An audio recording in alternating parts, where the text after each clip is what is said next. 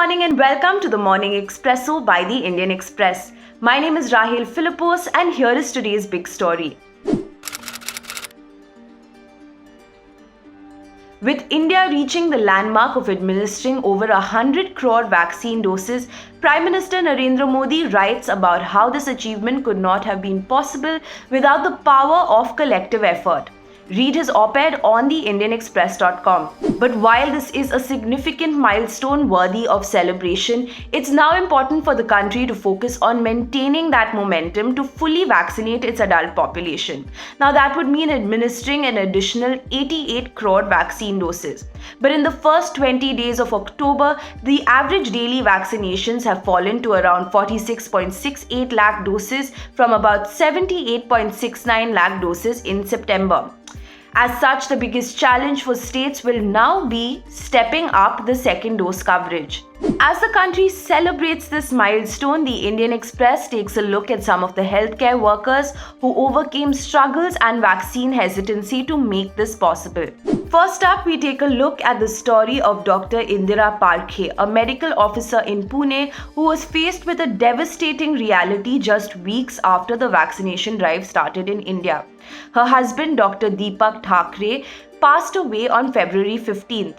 Numb with shock yet refusing to let the tragedy deter her, Parkhe underwent grief counseling and later went on to counsel villagers herself, urging them to take the vaccine dose. And now for our stories from the front page. On October 17, 3 railway rakes carrying diammonium phosphate were dispatched from 3 ports in Gujarat to Kanakpura, a railway station in Rajasthan catering to certain mustard growing areas. The permission for the movement of these rakes was granted on an out-of-turn basis, that too on a Sunday, by a 24/7 war room set up by the Department of Fertilizer to address the acute shortage. And now for today's must-read stories. When India started its nationwide vaccination drive in January, it was faced with what seemed like some insurmountable hurdles. First was the shortage of vaccines, which was made worse by the fact that the US was clamping down on the export of raw materials. Then, of course, came the second wave when that shortage was felt even more acutely. But despite this, India was able to achieve one of the fastest vaccination rates possibly in the entire world.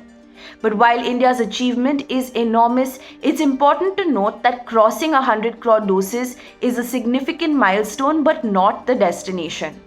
Meanwhile, a Diwali-themed ad by a tyre manufacturer has stirred up quite the storm in Karnataka. In it, Aamir Khan is seen urging people to refrain from bursting firecrackers on the streets this festive season.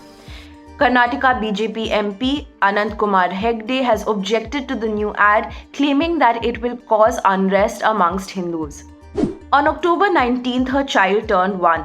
That's about all a 23-year-old SFI leader knows about her child, as she does the rounds of police stations, the Kerala Women's Commission and Child Welfare Committee in search of her child. She has accused her parents of forcibly giving up the child as they disapproved of her relationship with their father. A FIR has been registered against her parents, both of whom happen to be local CPM leaders. And finally, Tabrez Shamsi is an amateur magician. He is also a professional worrier about why some of his googlies don't turn as much as he wanted. Harry Potter fans would know this as the Room of Requirement, but Muggle cricketers dub it Back-End Operations. For the bowler, the Room of Requirement, from where he could pull out any game data, used to be the dependable P-Dog, former South Africa analyst Prasanna Aguram. And that's all for today's Morning Expresso. Thank you for watching and don't forget to subscribe for the latest news updates.